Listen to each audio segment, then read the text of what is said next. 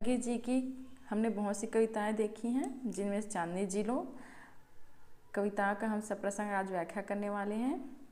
देखते हैं इन कविताओं में आगे जी क्या कह रहे हैं कि उपरोक्त पंक्तियां क्या है, आगे जी की कविता किनसे, चांदनी जिलो से लिया गया है ना। इन कविताओं में कवि क्या बता रहे हैं कि शरद ऋतु में पूर्णिमा के विषय के बारे में वर्णन किया है ना। शरद ऋतु में जो पूर्णिमा है उसी के विषय में यहाँ पे वर्णन किया है। देखिए कह रहे हैं, शरद चांदनी बरसी अंजलि भरकर पी लो, ऊँघ रहे हैं तारे सिहरी सरसियों प्रिय कुमुद ताकते अनछिप क्षण में तुम भी जी लो। सींच रही हैं वो हमारे गाने घने कुहासे में छिपते चेहरे पहचाने, खंभों पर बत्तियां खड़ी है सीठी ठिठक गए मानो पलछिन आने जाने।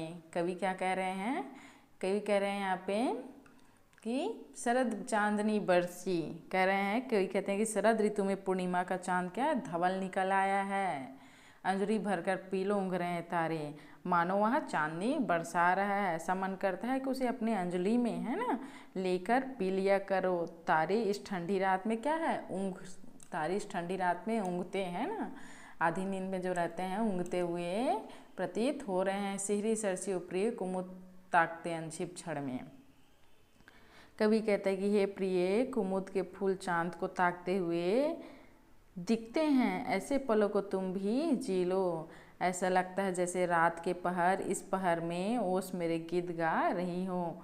शहर का इस रात में यह हाल है कि घने कोहरे के कारण है ना, शहर का इस पूर्णिमा के दिन क्या है, शहर का सींच रही है वो हमारे गाने घने कुहासे में छिपते चेहरे पहचाने, खंभों पर बत्तियां खड़ी है सीठी ठिठक गए मानो पलछिन आने जाने, है ना। इन कविताओं में कह रहे हैं कवि कि ऐसा लगता है जैसे रात के इस पहर में ओस मेरे गीत गा रही हो।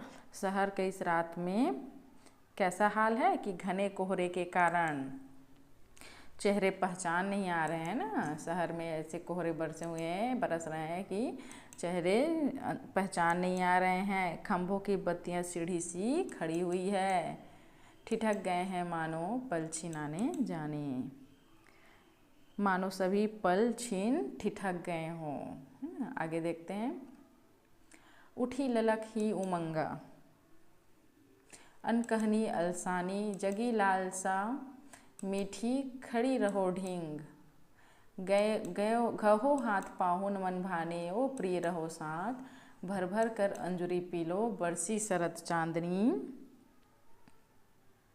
मेरा अंतः स्पंदन तुम भी क्षण भर पी लो, है ना। कह रहे हैं, देखते हैं कि उठी ललक ही उमंगा अनकहनी।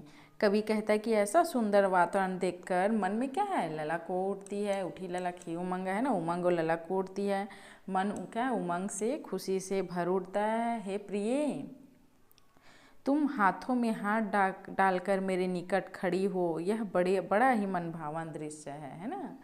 कह रहे कि हे प्रिय, तुम हाथों में गहो हाथ, मतलब हाथों में हाथ डालकर मेरे पास खड़ी हो, क्या है, बहुत ही मन भावन दृश्य है।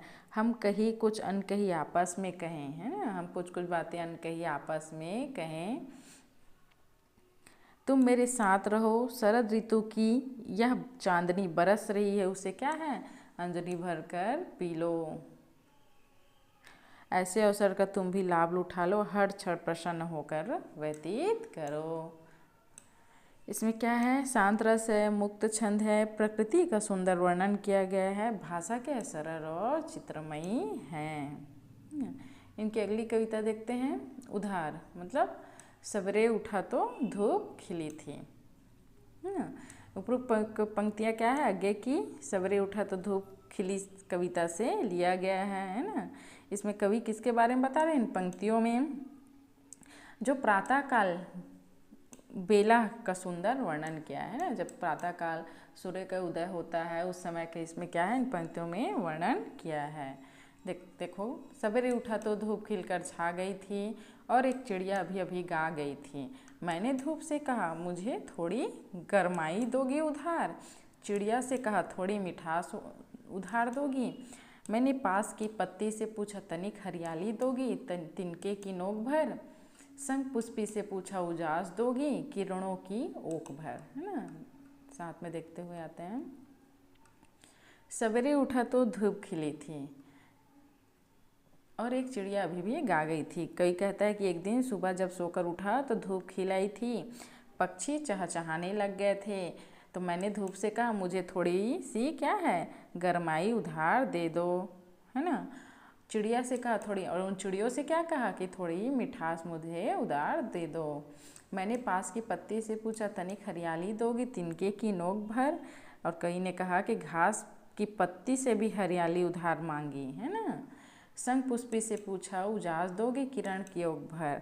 और संग पुष्पी से क्या कहा कि मैंने इस प्रातःकालीन बेला में क्या है खुलापन मांगा और दीर्घ श्वास प्रदान करने वाली शांति। किससे मांगी? संग पुष्पी से।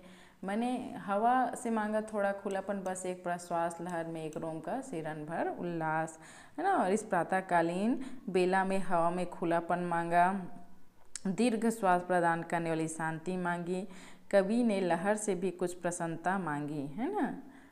मैंने आकाश से मांगी। अब देखो आकाश से क्या मांगता है, आँख की झपकी भर असीमता उधार, है ना।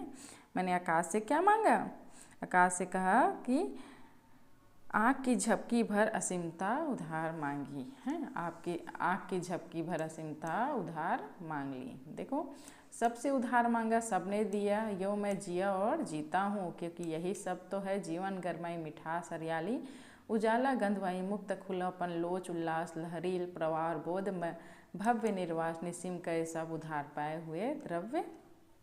कह रहे हैं कि सबसे उधार मांगा और सबने क्या है मुझे दिया, है ना। सबसे उधार भी मांगा और सबने उनको। इसी प्रकार क्या है, मैं इसी प्रकार अपना जीवन व्यतीत, है ना, यो मैं जिया और जीता, मैं इसी प्रकार अपना जीवन व्यतीत करता हूँ। इसी जीने में क्या है गरमाई मिठास हरियाली उजाला गंधवाही मुक्त खुलापन लोच उल्लास लहरील, है ना, सभी क्या है सम्मिलित है।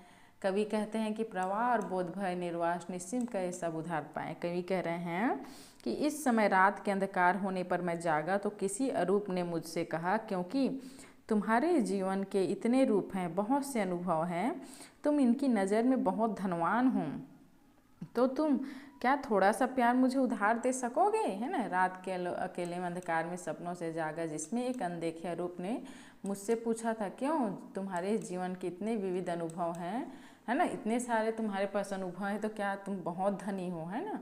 तो मुझे क्या है थोड़ा सा तुम प्यार उधार दोगे, जिसे मैं 100 गुने सूद के साथ लौटाऊंगा, और वह भी 100 बार गिन गिन के जब मैं आऊँगा। मैंने कहा प्यार उधार स्व अचकाया था, क्योंकि मेरे अनुभव से परे था ऐसा व्यवहार, है ना। क्या कहा जा रहा है, तुम्हारे पास बहुत से अनुभव है, तो तुम मेरी नज़र में क्या हो, बहुत धनवान हो, क्या तुम मुझे थोड़ा सा प्यार उधार दोगे। कवि उस अरूप से ऐसा प्रश्न सुनकर, है ना, ऐसा अचंभित हो उठा, क्योंकि प्यार मांगने की बात उसने पहली बार किसी के मुंह से सुनी थी। उस अनदेखे रूप ने कहा, हाँ, क्योंकि यही सब चीज़ें तो प्यार है, यह अकेलापन, यह अकुलाहट, यह असमंजस, यह अचकचाहट, आर्त अनुभव, यह खोज, यह द्वैत, यह असहाय विरह व्यथा, यह अंधकार में जाग कर सहसा पहचानना कि जो मेरा है वही ममित्तर है। यह सब तुम्हारे पास है तो थोड़ा मुझे दे दो उधार, इस एक बार मुझे जो चरम आवश्यकता है, उसने यह कहा, है ना। पर रात के घूप अंधेरे में मैं सहमा उठा, चुप रहा, अभी तक मौन हूँ, अनदेखे रूप को उधार देते मैं डरता हूँ, क्या जाने यह आचक कौन है ना। देखो कह रहे हैं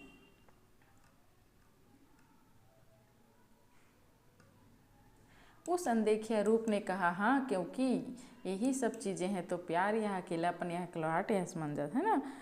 कह रहा है कि अंधेरे में कवि से वह रूप कहने लगा कि यह अकेलापन, यह कुलाहट, असमंजस, अचकचाहट, है ना, चिल्लाहट, अनुभव आदि सभी तो क्या है, यही तो प्यार है। यह खोज, यह द्वैत, यह साय विरह व्यथा, कर यही मैं तुमसे मांग रहा हूँ, जीवन की निरंतर जारी रहने वाली खोज, यह अंतर मन का दोहरापन, यह एकांतिक